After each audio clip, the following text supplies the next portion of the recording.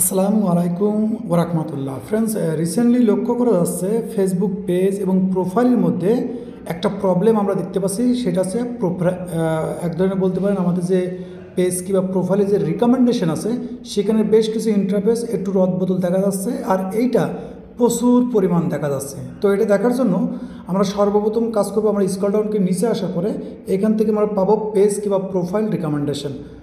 Profile কিংবা page recommendation এখানে click করলে আমরা লক্ষ্য করতে পারছি এখানে আমাদের যে রিকমেন্ডেশন অপশন আছে এখানে দুই রকম, এটা হচ্ছে নট রিকমেন্ডেবল আর ইউর রিকমেন্ডেশন আর ইউ সাসপেন্ড, এবং এখানে বেশ কিছু ইন্টারফেস আমরা দেখতে পাচ্ছি।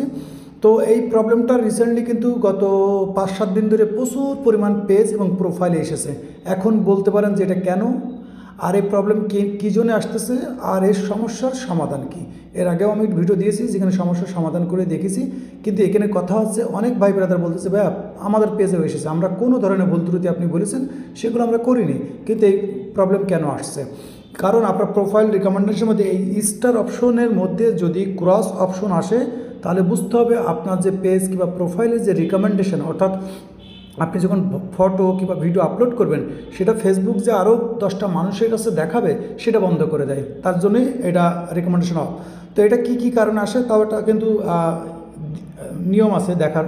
সেটা যে এখানে যদি আপনার এই ইন্টারফেস আসে এটা দেখতে পারেন, এখানে দেখতে পারেন এইটা। এখন অনেকে বলবেন ভাই মাথার উপর দিয়ে গেল। তো বিষয় হচ্ছে কি, এই প্রবলেমগুলো কেন আসে, যদি আপনি এই ভুল ত্রুটিগুলো করেন তাহলে কিন্তু আসবে। সেটা হচ্ছে আপনি যদি আপনার পেজের মধ্যে কোনো সেন্সিটিভ কন্টেন্ট আপলোড করেন, কোনো সেক্সুয়ালি কন্টেন্ট আপলোড করেন, কিংবা ফেসবুকের যে কমিউনিটি ইনস্ট্যান্ট ভায়োলেশন আছে সেইগুলো দেখান, কিংবা ওইসব এক ধরনের ক্লিক বেট, তারপরে বলতে পারেন যে এগুলো ফেসবুকের নিয়ম নীতির বাইরে এরকম কোনো কন্টেন্ট আপনি যখনই আপলোড করবেন তখনই আপনার রিকমেন্ডেশন অফ করে দেওয়া হয়। কিন্তু আমি বলবো এবং আপনার সাথেও বলবো যে আপনি কিন্তু এরকম অনেক মানুষ আছে যারা এই ভুল ত্রুটি করেনি, তারপরেও কেন আসছে।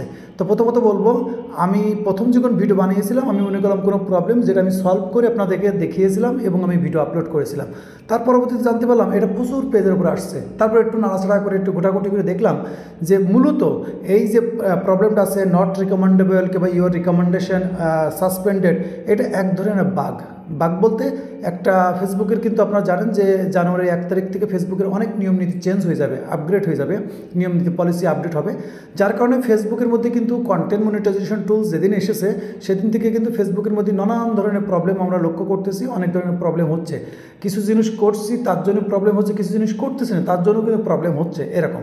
তো মূলত হচ্ছে কি, এটা যদি আমরা একটুখানি দেখি আপনার পেজের স্ট্যাটাস যদি দেখেন তো এখানে দেখবেন আপনার পেজ কিন্তু গ্রিন, অর্থাৎ আপনার পেজে কিন্তু কোনো সমস্যা নেই। যদি খেয়াল করেন এখানে দেখেন মনিটাইজেশন অ্যাক্টিভ আছে, কিন্তু আপনার রিকমেন্ডেশন সাসপেন্ড আছে।